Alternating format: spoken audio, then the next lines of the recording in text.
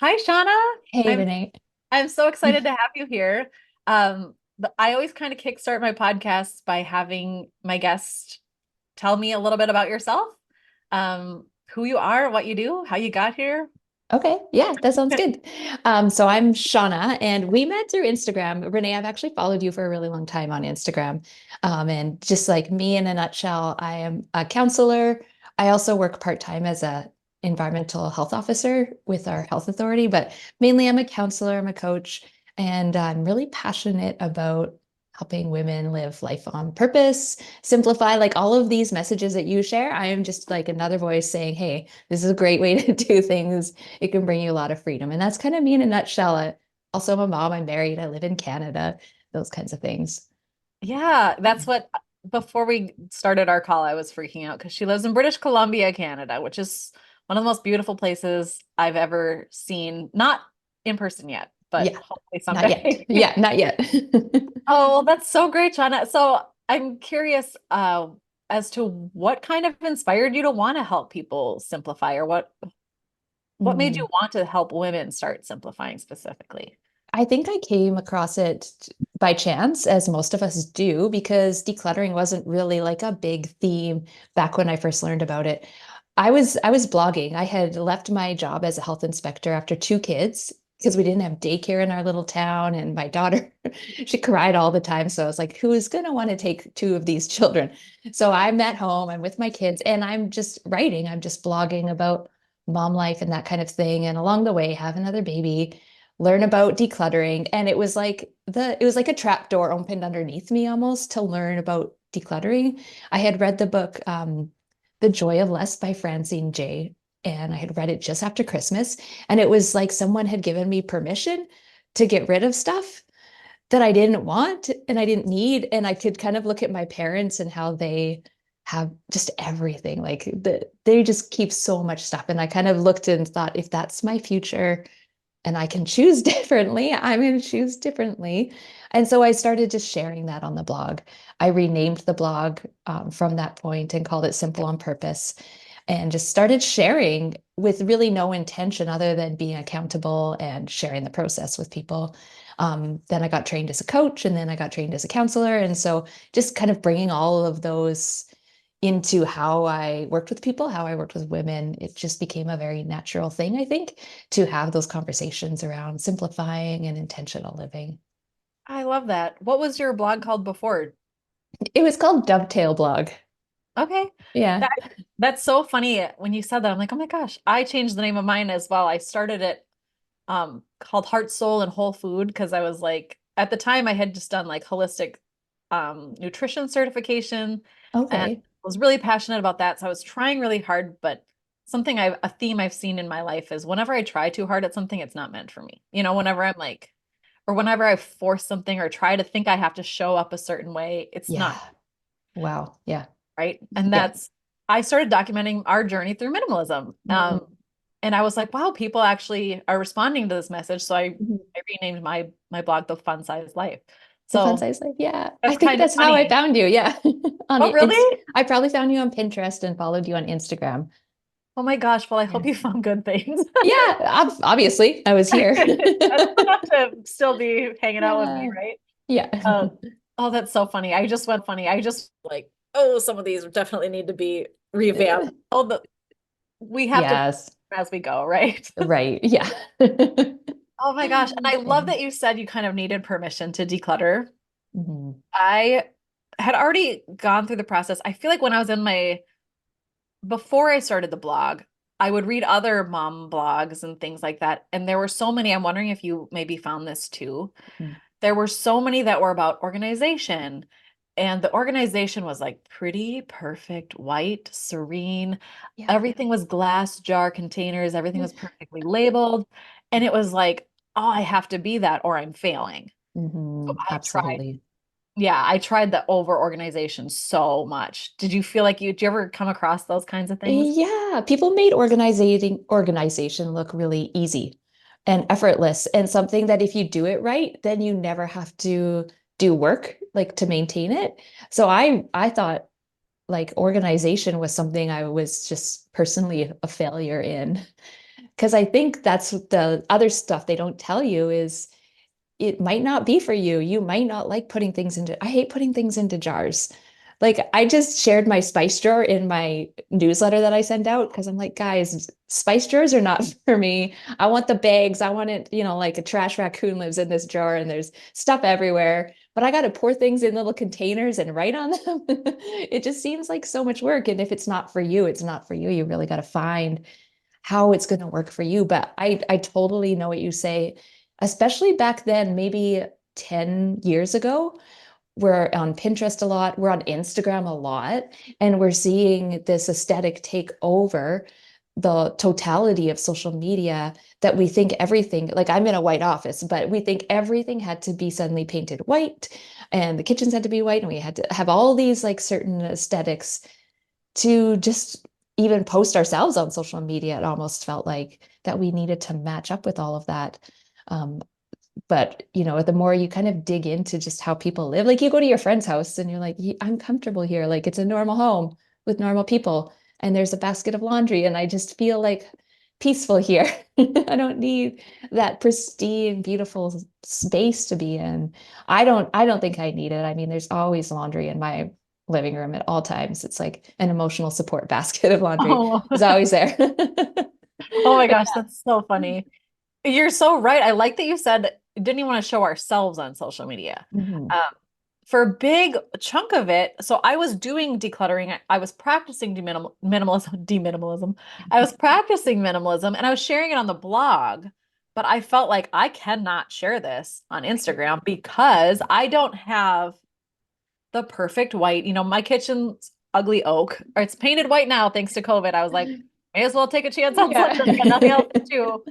But it's still not like the perfect new modern, beautiful, Yeah. yeah, minimalist or Instagram minimalist aesthetic that we think Mhm. about. Yeah. So I kept putting it off and kept putting it off. Um, and it's so silly. I think we do that so much where it's so easy to look at, yeah, these unrealistic images that not everybody's truly living that way. We all Mhm. do have clutter and laundry, and that's something I'm trying to really bring to my messaging. Um, and it sounds like you are too with your Mhm. spice drawer, Mhm. um, that like you can still practice simplicity, you can still practice minimalism and decluttering while also having a pile of laundry Yeah. in your living room. Absolutely. Yeah. And I love that there is also that voice that says, hey, like I do hashtag we live here. We're minimalists, but we still live here. Like if I go down to my basement, there's my kids have stuff everywhere. But we live here, like this is how I wanted to use the space. My basement before minimalism was full. Like there was a pathway through my basement. There was boxes and workout equipment and just random like kids' clothes, so much kids' clothes, right? But now it's just this big space full of, video games and hockey equipment and costumes. And that's what I wanted. I wanted a space that was messy on purpose, like messy for a good reason, that there's kids here and they're using this space and they live in it. And I totally feel that. I'm like, I don't want to share my space online. People be judging me. People be like, oh, I thought you were a minimalist. But it is truly it's a posture, right? Like it's an approach to life more than it is an organization or buying containers at the store and putting them in a certain way. Like it really is how you're approaching life, I think. Oh, for sure. And that's so funny that you say that. I'm like, wow, just a lot of little things in common. But when we downsized our house, we moved into what would someone would call like a starter home. It's just the one top level's finished. It's a one level, but the basement was completely unfinished. And I was like, yes, because my grandma grew up with an unfinished basement. Like, so when Right. I would go to my grandma's house, I could rollerblade down there, I could put on, Yeah. and I could trash the place, and it was Yeah. fine, you know? Totally. Yeah. So that's what my kids' playroom has been, an unfinished basement. Now Mhm. they're almost 13 and 14, and the Oh, playing is dying down. right. But the costumes that were everywhere and the dolls, and there's chalk on the walls. Mhm. Definitely not meeting minimalist aesthetic, Yeah. but intentional. It was an Yes. intentional choice. Right. Exactly. Oh, Yeah. Yeah. so You had a basement that was literally filled. Did you go through how much stuff did you have to clear through to kind of create the Yeah. space you wanted? Right. So I read that book and I think I finished it, closed it, and I said to my husband, I'm going downstairs. Like, if I don't come back, I love you. Take care of the children. And I just started going through boxes and I would go down most afternoons when he would come home from work. And I would cry a lot too, Renee. Like I was really feeling like I was just face to face. Within the word that kept popping up for me was complacency. Like I've been so complacent. And mind you, this was also a time in my life that I had just come off of where my relationship with my husband was struggling. I was struggling as a mom. I had so much anxiety. I like my body, I wasn't paying attention to it. I was sore all over and tired and just felt so depleted in so many ways. And to me, I was being complacent. I was just letting these things just happen on autopilot, just being reactive. And so seeing this physical representation of my complacency, it really just brought me face to face with me as a person and how I was living.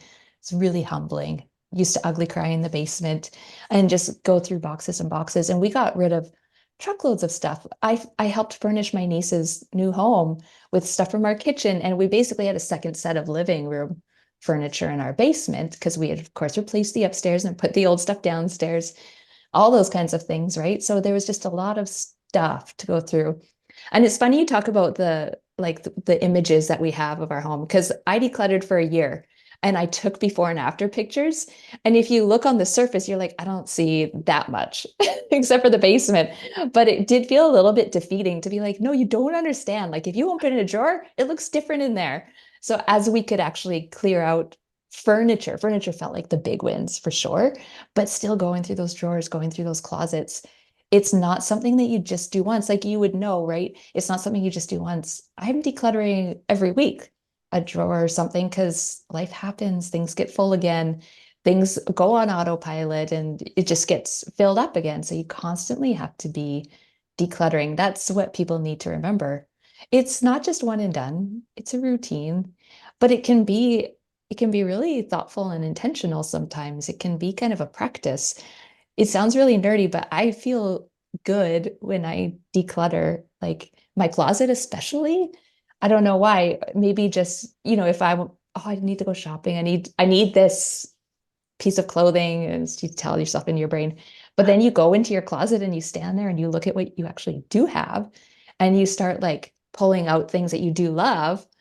You kind of reward yourself in that way. You kind of shop your own closet in a way. And for me, decluttering has become just like sometimes I don't want to do it and I just don't, but it has become something that I don't mentally fight. Like I get a lot of value from it.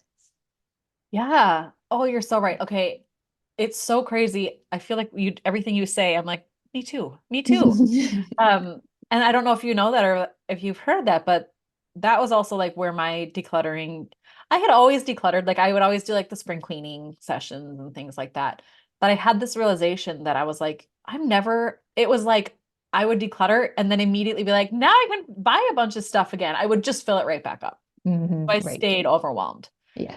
But when I finally got intentional, it was when everything was falling apart. It was like, Mhm. um, my marriage was struggling. We were struggling financially. It was just everything felt so overwhelming.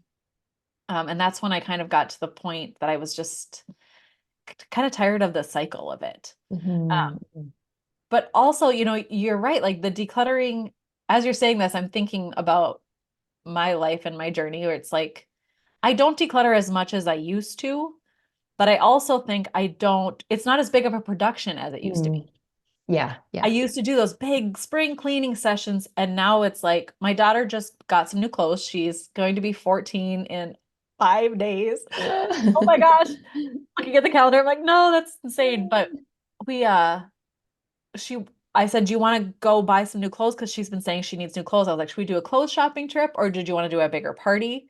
And she chose the clothes shopping. So we went, Mm. did a bunch of clothes, and I told her, and she knows it was like, we're doing a quick declutter of the closet before Right. the new clothes come in. So now it's just kind of like part of my like life routine, like, Yeah. before Christmases, before birthdays. Um, and it brings me back to kind of similar, like to what you said, like to a neutral state. When things start to feel a Mhm. little bit cluttered, it's kind of nice to come back to that, like a more level place. Does that make sense? It totally does. Yeah, it's just making space, right? If you want to bring more in, you could, but you'll be full, you'll be overfull. Right. So just creating that calm before the storm sometimes, especially Christmas, right? Yes. Yeah. Oh my gosh. And that's lately I've been thinking, and I just shared something on Instagram about this, but I can say this without crying now. We put our dog down on Friday, and Mm, my house has gotten just kind of messy and kind yeah. of gross. There's like paper clippings on the floor because my kids still don't know how to pick up their they still don't know how to pick up after themselves. There's crumbs everywhere, but I am so thankful that I've done the work of decluttering because it feels manageable to me now. Yeah. Yeah. Getting back to that sense of normalcy, that sense of clean or, peace versus like when you were saying you go in the basement and there's boxes everywhere. And when you're Right. feeling overwhelmed in your life and, you're seeing it physically shown through your stuff, Hmm. it feels so good to not have that stuff to have to worry about Yeah. anymore. Yeah. I think a lot can be said for our habits. I think we brush our teeth every day. If we miss a day, it's fine because we brush our teeth every day. And just like you putting in the work of setting up routines and systems and doing the physical work of decluttering, so that when you do have a time where life is really hard and it calls you to just like slow down and not do anything, you can do that because you've put the work in ahead of time and you know enough about yourself that you're going to continue with it later down the road. So I think there's a bit more hopefulness and maybe permission that we give ourselves that kind of rest when we are doing the things regularly that set us up for that, I think. Oh, absolutely. Mm. So were you always like, because you went through the process of, kind of clearing space. And like, I love that my house feels easy to manage during the hard times. And I went through a lot of hard times as soon as I started decluttering, which just reinforced to me like, I need a life, I need a home that feels easy when everything Yeah. else feels hard. Mm. Um, so I'm curious, what was your kind of end goal hope besides just, not ending up like your parents with an overcluttered home? Mhm. Did you kind of have a vision for what you wanted your home and life to be like after? At the very beginning, I think it was just like clean out the basement. And then maybe there was a part of me as I would read about minimalism and look at other people's homes that was buying really into that aesthetic minimalism that I can get a house that looks like this. If I just declutter, my house could actually look like everyone I see on the internet. So there was definitely a part of me that thought that was going to be the end goal. Like that's what I should aspire to or, be like moving towards. But, as we just went along and started paying attention at what we were decluttering and realizing there's some stuff we didn't want to declutter. There's some stuff that we wanted a lot of. Like my kids have a buttload of Legos and people comment, they're like, this is a lot of Legos. And it is, we've acquired some, we inherited it from my husband. His mom had saved them all, thankfully. So we didn't have to buy like buckets of Legos, but we have a lot because our kids use it and they would like fill up the kitchen, like we had a dresser in our kitchen for a long time. They'd fill it up and just realizing that there's actually things that we're not going to ever fully get rid of by minimalist standards because that's our values. Those are the things we want as a family. And as I would do that more and more, because the kids were pretty young then when we were going through this at first, it just gave me a little bit more permission to think about, well, what does minimalism look like for us as a family, for me? What do I actually like? What do I want to keep? So it helped me both get rid of a lot of things that weren't in line with what I was realizing I wanted. And then it also gave me permission to keep the things like we love hosting people and having like a full house and all the neighborhood kids come over. So we're going to have buckets and bowls for popcorn and we're going to have extra utensils somewhere in the house, things like that. Just giving myself permission that that's what minimalism actually looked like for us. And like you say, like it's just something you keep doing. It's not really that, oh, I'll declutter and then my life will be easy. It's that routine, right? Of going back into the closet, going back into the drawer and just editing it, decluttering it again. Yeah. Mhm. I love that you touched on that because I think that's such a tough line to walk. And it's something like you said, people say to you about the Legos. And just started trying to be more intentional with growing my YouTube. And then everything went to hell in my life. And Oh. I haven't done any for like 3 weeks, which is fine. But I had a comment from someone who was like, "You don't look minimalist. Your blanket has a pattern on it, and you have a thing, you have Oh no. wall, and there's stuff on your nightstand." I'm like, "Is there not stuff on your nightstand?" Yeah. Like, I don't want to live in a depressed home. Like, I want to live Right. where I can have my book on my nightstand and Mm. a photo of my grandmother. And yeah, that my kids can have for my kids, it was the dress ups. We just embrace the dress ups, bring them Yeah. all because they're going to be used and they're going to be played with and they're going to be enjoyed. And that's the kind of home that I want. Totally, totally. Yeah. Yeah. Yeah. And the hosting thing, I'm like, preach. I just love it because I had another comment. People love to say all their opinions, right? Mm. You have too many bowls to be a minimalist. And it was like, Mm. oh, what is the perfect number of bowls for me? Right. Judy, can you tell me what the perfect number Yeah. is? Yeah, for And I sure. said, we have an extended family. We've got two kids that don't live in our house. We've got family that come over. We host Christmas and things. And I said, I don't like buying paper plates or things like that. So I love to be able to have as much utensils and bowls Yeah. available so that, and to me, then that's minimalism. I'm not Yeah. bringing waste into my home and we're not, Hmm. if we can avoid it, there are times that we definitely do. Hmm. But be intentional. So I think that's so important for anybody listening to always ask yourself, like, what will this look like for me? Yeah. Yeah. Because it sounds like you maybe have felt this way, but I did. Where like I felt like I can only have this much, or I don't get to call myself a minimalist. Right. Yeah, there was like pages on websites that said how much you should have in your house and stuff like that, and that how much you should get rid of. And you can see pictures of like living rooms where there's just a couch and like a table. And if that works for someone, great. But I felt like you, like I want this to be my home. Like I want to feel at home here. I want a nightstand that has all like my special stuff on it, my books and my water and my all my chargers and all the stuff. Like this is my space. It's not anyone else's space. And minimalism is really about paying attention to yourself, right? More than anything else, it's about paying attention to yourself. Right. And knowing what works for your family. Hmm. So I was curious too, as you were saying, things kind of felt chaotic when you started decluttering. Have things shifted since? Hmm.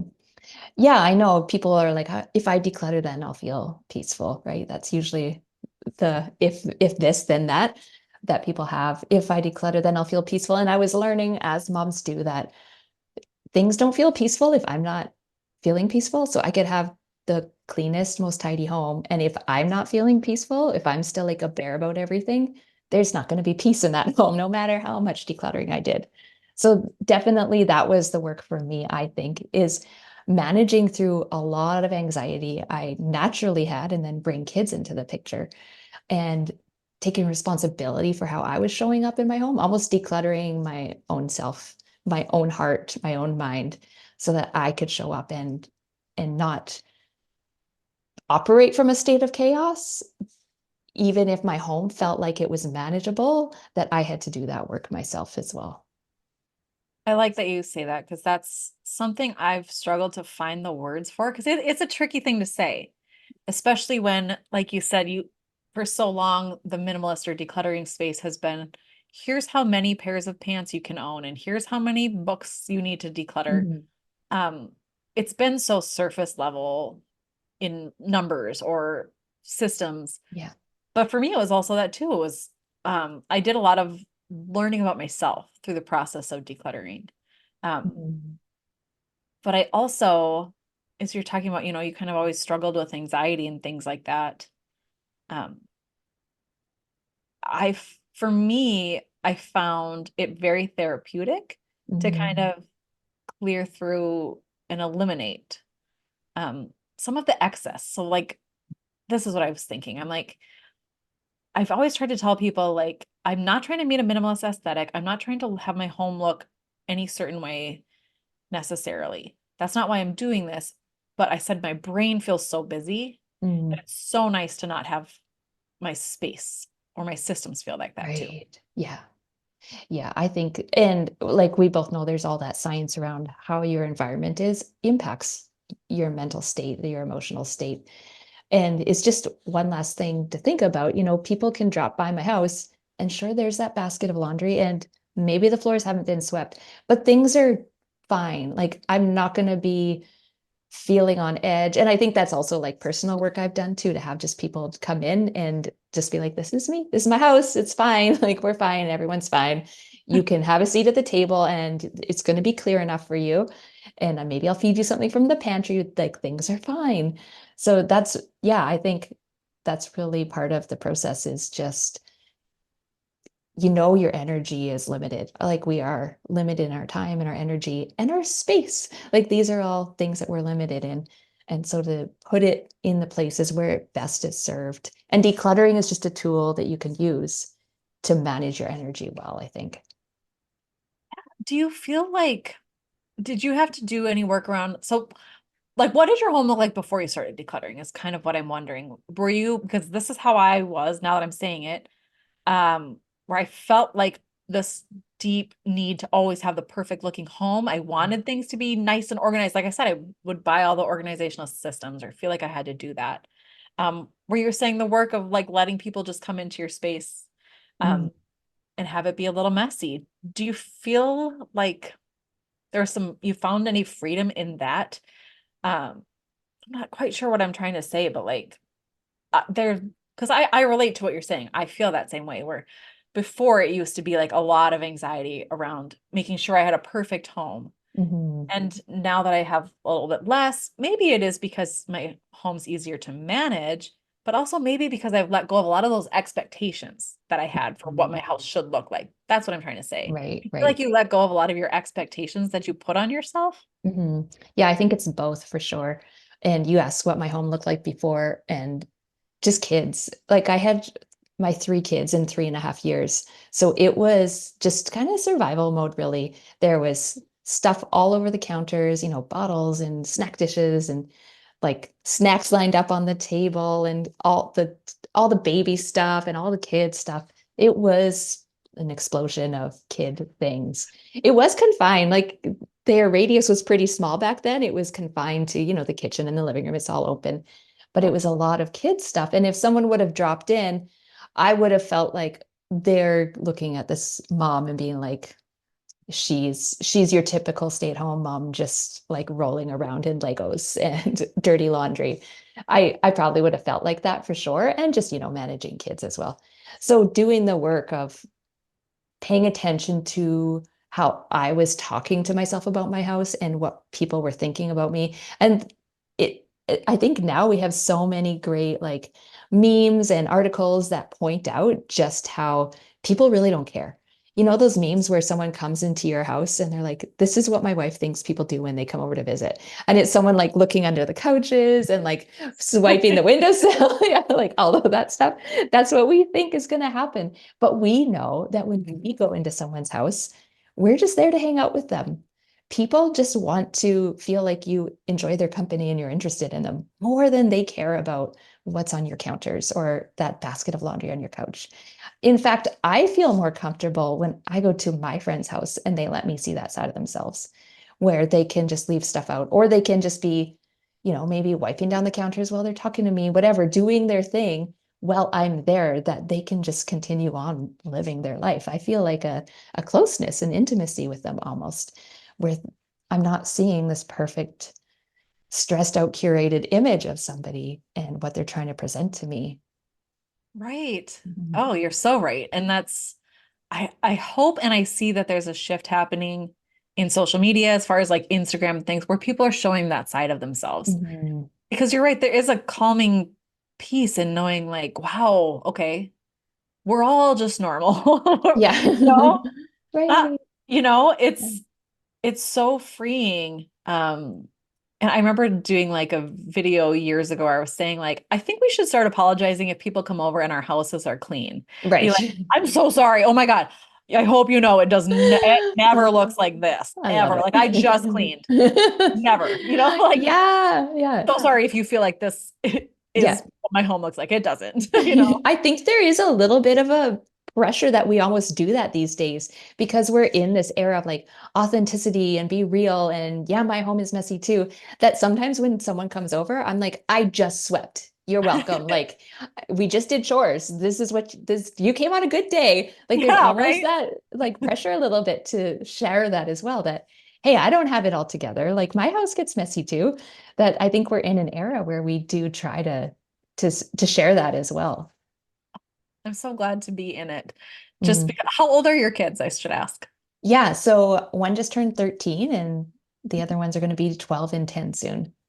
Okay, so we were probably in the thick of it together Yeah. apart. And Yeah.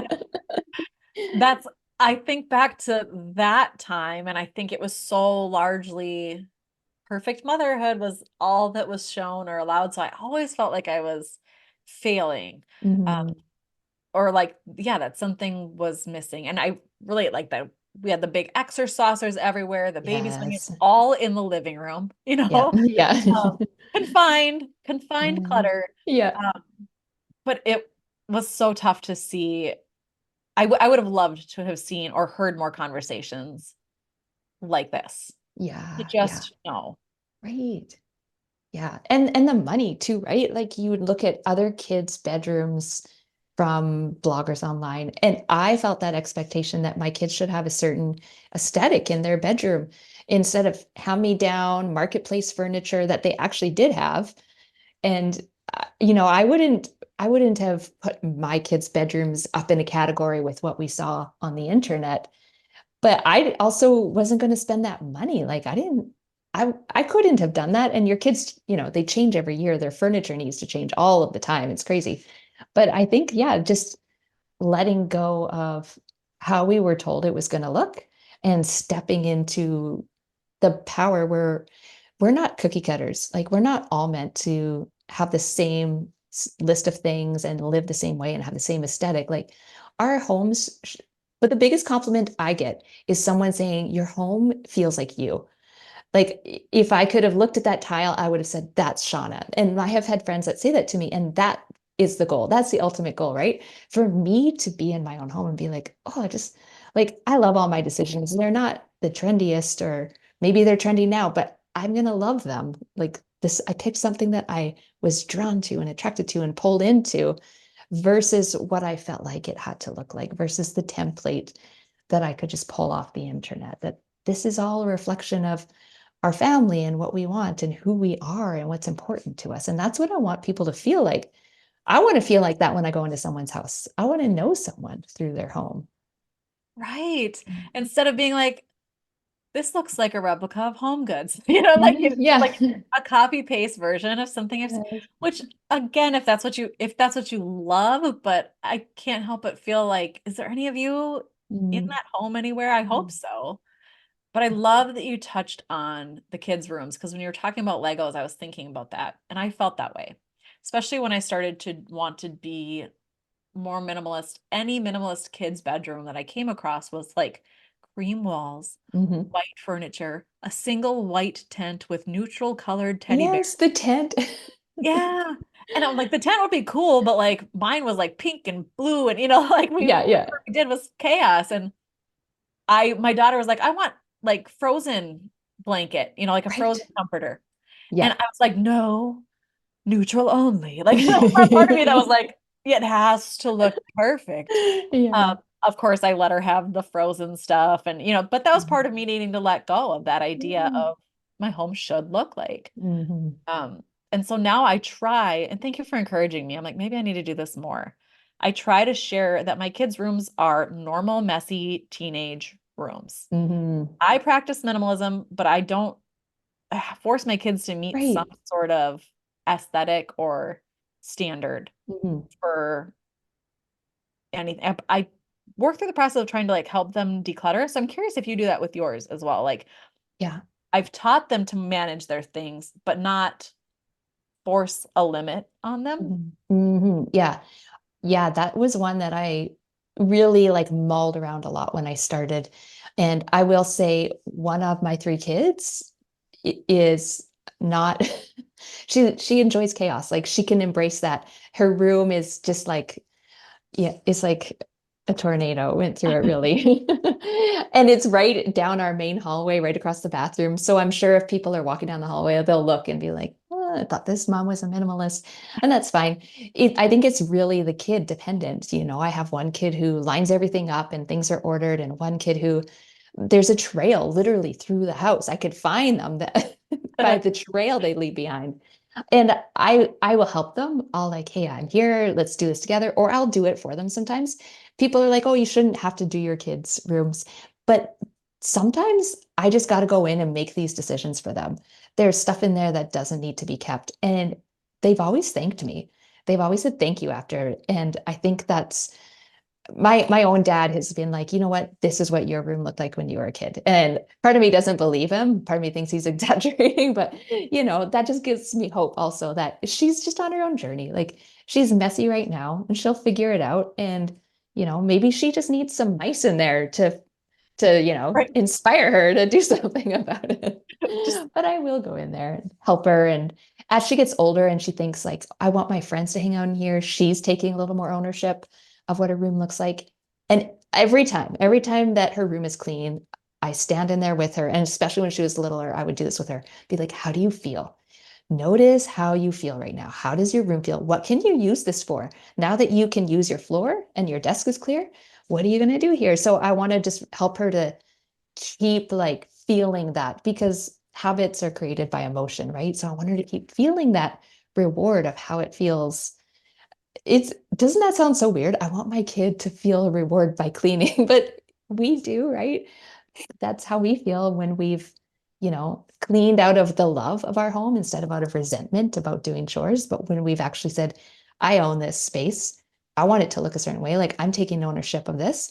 And I want to clean the kitchen because I want to clean kitchen. So I'm going to go clean the kitchen. Thanks, me. Like, thank you, me. Instead of, the opposite we can do, which is a lot of resentment. And our kids pick up on that. They'll probably approach chores the same way if we're complaining and resentful and no one ever helps me and I have to do everything. Like our kids are going to kind of take that as a bit of a blueprint for how to approach taking care of a home, I think. oh, you're so right. And that's the mouse thing makes me laugh. I'm like, just throw a plant in there. Go stop at the pet store and teach her a I lesson. should, yeah. I'm just kidding. But I love that you said that though, because my room was very messy. I can confirm. I don't need anyone to tell me it was. It was such a Mhm. mess. I played this game with myself when I was probably about 12, where I would look at the open spots on my floor where there wasn't garbage, like where there wasn't clutter. It was usually like clothes, Yeah, yeah. not necessarily garbage. I wasn't quite there, but I would be like, okay, I can jump there, and then I'll jump there, and then I'll jump there, and I'll be in bed. So it was like my fun like nighttime routine. I would shut off my light and then jump, jump, jump, jump, and it That's was like, yeah, I hilarious. made it without touching any of the crap. Um, but I also remember, like you said, like you're doing with your daughter. I remember when I would clean my room, I would get these Mhm. bursts of motivation to clean, and I would sit on my bed and be like, Right. it felt so good. Yeah. So to kind of give her that moment's pause and make her a little bit more aware of that is so huge. Yeah. I'm hoping in the long run it'll pay off. Yeah. That because like you say, I remember cleaning my room and being so proud and being like, my whole family come in tour time. Yeah, Like I did this thing and I'm so proud of it. Yeah. that's funny. The So whole family come in. You're right. You're right. It yeah. feels good. Yeah. Yeah. And that's what I have over the last few years really worked with my kids to teach them the process of decluttering. I have like a 4 bin system that has worked for me that I share and I talk about. It didn't start with bins for me, it started with piles, but now I Mhm. use the bins because it's easier for Yeah. visual. But I use the bins with my kids. So I have the bins. I brought them into homes before when I've helped people declutter because it's just easy to sort. Um, Right. but having them with my kids has been so handy. But I don't always, I recently just went through my son's room and was like, because like you said, you have the kid who's kind of a cluster. They prefer the tornado, the chaos. Yeah. He's always been like a builder, an inventor. Like he would Mm. take stuff from our recycling bin and build like a little robot looking thing, or he'd build like a Ghostbusters backpack or Aw. a time machine. And I hated the idea of like, okay, this is nice, but now we're going to throw it in the trash. Right. You know what I mean? Yeah, yeah. So I recently got him a shelf set up in his room where I was like, I want him to have somewhere to display these things Mm. rather than have them just kind of Laying on the shelf. floor. Yeah. Yeah, yeah. Um, and his room has stayed clean ever since. Like Oh, he keeps it clean and he makes his bed because he just, yeah.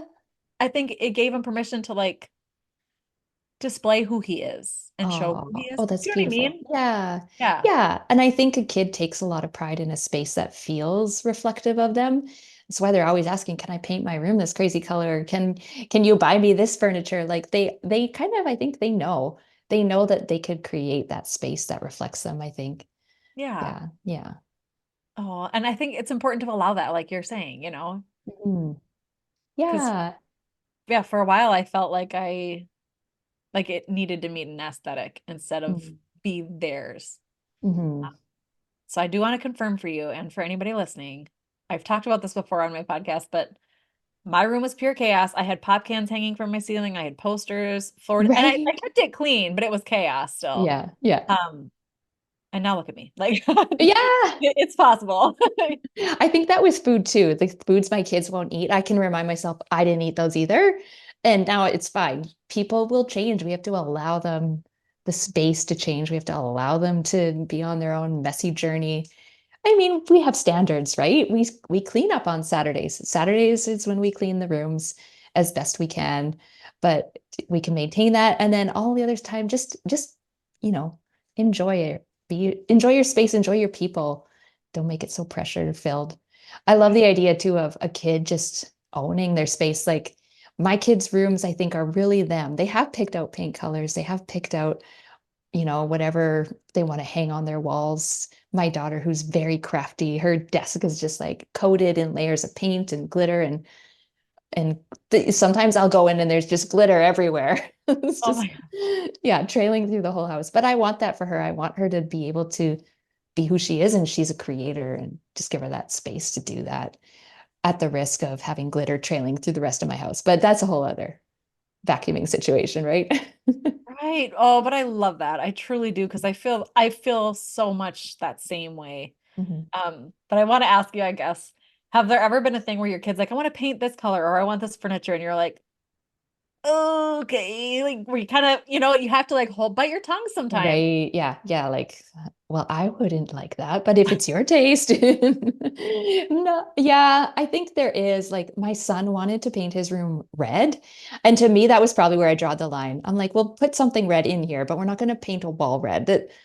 That's a bit much. And so he ended up, we have just so much paint in the basement storage. So he ended up finding some kind of like lime green paint and painted it that color Oh my instead. gosh. It's fine. You're a kid, whatever. Oh, that's so fun that you let them have that creativity though. Mm. I hate that I say let them, but some people, Some people don't, yeah. don't. Yeah. Yeah. I know. I remember they would dress themselves growing up, and my daughter never wore matching socks, like maybe not even matching shoes some days. And people would say to me, I appreciate that you can do this for your kids. I could never. Like my kids have to have matching socks, their shoes have to be a certain way. And even my boys, they wear shorts all year long in Canada through the snow, through all weather. There's like a temperature where they have to wear snow pants, but they're wearing shorts. And I just really want to give my kids that autonomy that it's their bodies, it's their rooms. And yes, we have standards. Like there's a breaking point where we put snow pants on. There's a point where we do a Saturday morning chore. But I think there's a lot of beauty in just seeing who your kids become. And and I think I had that as a kid. Like you described your room with the pop cans and the posters everywhere, right? Remember magazines, 17 magazine, Oh yeah. posters everywhere. I had things like dangling from the ceiling that I would create. And I felt like then my room was an expression of the most chaotic version of me, but still an expression of me. Right. But I also think, and that's what my mom would always say, you're so artistic, you're so creative. It was a good thing. It wasn't like this place is a disease. She was really Yeah. good about vocalizing it in a positive way. Um, but you're so right, like the most chaotic expression of you. But when I think about it, I'm like, my child is still a whole person, Mm, and they only have this one little space to express themselves. I get the right. rest of the house. Totally. Yeah. Yeah, Wrong we with get the rest of the it. house. Yeah. Yeah. And if I look around my house, I've made every single decision. What hangs where, what exists, where it's put, how long it stays there for. Other than like husband's a hunter, so there's a goat and an elk in our entrance that took a Compromise. lot of negotiation to get it up there. But I do notice that like this home is actually a reflection of me and who I think my filter and my view of our family, but to give my kids their own rooms and their own space. I remember having fantasies as a child that I would have this like drop down in my closet, that I would go down to my own apartment underneath everything, and all the ways I would design. I think I was actually just really into design too, because I was like a teenager watching HGTV, or like House and Home, it was called in Canada. And I was so into that because I knew early on that your space makes you feel something, that you go into a space and you feel a certain way. And that's how I have approached my home over the past 10 years, is how it makes me feel. How does it make me feel to have this wall like this, or this chair over here? How do I feel in that space? And to me, that's what I wanted to create all along. Growing up in a space that was cluttered, where I didn't really feel like I had room for all of the things and all the spaces other than my bedroom, like that was mine. But just going into, the kitchen table's always full of stuff, the living room is full of stuff, and just not having that feeling that I wanted to feel in my house on a regular basis. I had to take that into consideration as an adult when I was intentionally putting my home back together. Yeah. Do you feel like I've, and I'm not trying to call out like an entire generation, and it's not necessarily true, but I think that's true for a lot of people probably are in our age range, Mm, that I want to say the boomer generation. I don't want to necessarily clump them all yeah. together, but Mhm. I know it's true for, my husband's family and my family. I think my mom got a little bit more cluttered as she got older. Um, Mm. maybe like when I left the house. So it might have been um a coping mechanism, Yeah, yeah. filling the home back up when it started to feel empty, maybe. Yeah. Um, but I'm seeing such a shift, and I can't help but wonder if that's part of why there's so many minimalists in our, the Gen X millennial range, because we're like, oh gosh, we have to overcompensate for Right. what we grew up with. Yeah, I think it really could be a reaction to what our parents were doing, because they were raised by, that generation that maybe went through the Great Depression and they saved everything. I would go visit my grandparents who had a very modest apartment, and they just had what they needed, but they would have random weird things that they had collected and saved because it had value, like a giant bucket. I remember my grandpa giving me a giant bucket one time because it's a good bucket. It's a good bucket. And I was like, sure, sure, I'll take the bucket. Or drawer pulls, or these pants that they slacks, like they just felt this is valuable. I can't get rid of it. I have to give it a home. And I think that's echoed in our parents, who also, I don't know if you're the same, but um, they have their parents' stuff now. So they feel that obligation to hold their own parents' things. And so I have both sets of my parents who have their parents' items in their home. And my mom's also gone. She lives in a care home. She has dementia. So my dad is just one person living with the possessions of about, five other people plus himself, plus anything we left as kids. And I think there's a sense of duty and obligation to care for those things and create space for those things.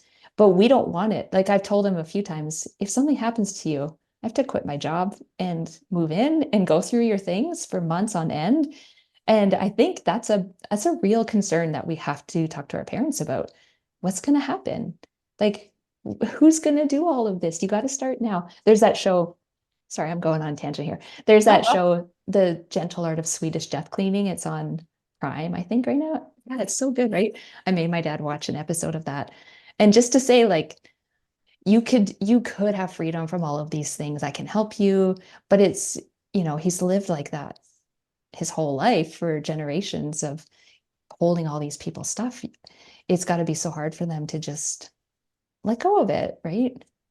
that's a lot for one person to feel that weight, like the Mm. physical, mental, emotional weight. Right. And that's something I try so hard to convey, is like this, our stuff is not us, it's not our things. You know what I mean? Mm. it's so hard, I think, sometimes to detach ourselves from that emotional connection to the people we love and the Mhm. clutter that we hang on to, you know? Yeah, yeah. That's probably one of the more common questions I get, and maybe you too. What do I do with the stuff that grandma's china? What do I do with the stuff that I feel like I have to keep, especially if I'm the only one in the family who's keeping it kind of for the family? What do I, can I declutter these things? Can I declutter, you know, these old dishes, these old clothes, these old like memorabilia? Can I do that? And yes, you can. If the stuff isn't honoring, if you're putting the stuff in a place where it's not honoring someone, you could display some of that china. You could frame things. You could put them up on the wall. Like considering my grandparents, who I was really close to, they left me their dish set. And it's not something I would have chosen, but I just wanted to own that. So if this is what I have from them, I want to give it a space in my kitchen and I want to use it and I want to, honor them by using those dishes. And maybe one will break, that's okay. But that's something that I wanted to make sure that it wasn't just going to sit in the basement and not, you know, be there to remind me of them and interact with their living memory almost of these things. Yeah. And it's so huge that you intentionally chose that thing. That for me, I'm like, my mom has said something about you should have the pictures of your parents on your wall. I'm like, I don't like wall clutter. So I Mm. don't actually have photos of my own family on my wall, which makes me sound like such a cold, heartless person. We've got photo books that I've started making, but the visual clutter on my wall it makes me feel stressed. Yeah, yeah, So I don't do that. But I do have like my grandmother, we went out to eat and there was just a plain paper placemat yeah. and she folded it into a crane. She's from Japan. So she folded it into an origami crane Oh, and I have like an empty frame on the shelves in my living room and the crane is in the frame. And to me, yeah, I'm like, this is my grandmother. Like I'm right. truly honoring and hanging on to her. Yeah, I don't yeah. need her photo on my wall. I Mhm. don't need to hang on to all her stuff. Like to Yeah, me, this is her, you know? right. Yeah. I think it's important to pay attention to what items you're really drawn to. Give them a space of honor in your home. And that's what decluttering does. It removes all of the distractions. So ideally, what you're left with are meaningful things that you love looking at. And so you're going to come into your home and it's going to feel like a bit of a sanctuary, a bit of an altar, a bit of just this like oasis that is designed just for you. Oh. Plus laundry. Right, right. Yeah. That's perfect. Well, that Yeah. was like the perfect, I feel like wrap up or summary of our whole conversation. Yeah. Thank you so much, Shauna. So for Yeah. anybody who wants to connect with you more, where can we find you? Yeah, the easiest place is on Instagram. I'm at simpleonpurpose.ca because I'm in Canada. And from there you can find links to everything. And you want to tell us a little bit about your podcast as well? Oh, yeah, yeah. So my podcast is called Simple on Purpose, and you can link to it there. And I think we're just echoing a lot of the same themes, which I think women can't hear enough of. If they are drawn to that and it empowers them, then yeah, keep digging into minimalism, decluttering, and just living intentionally. I think those are all important things. Oh, absolutely. Mm. Well, thank you so much. Yeah, thanks, Renee.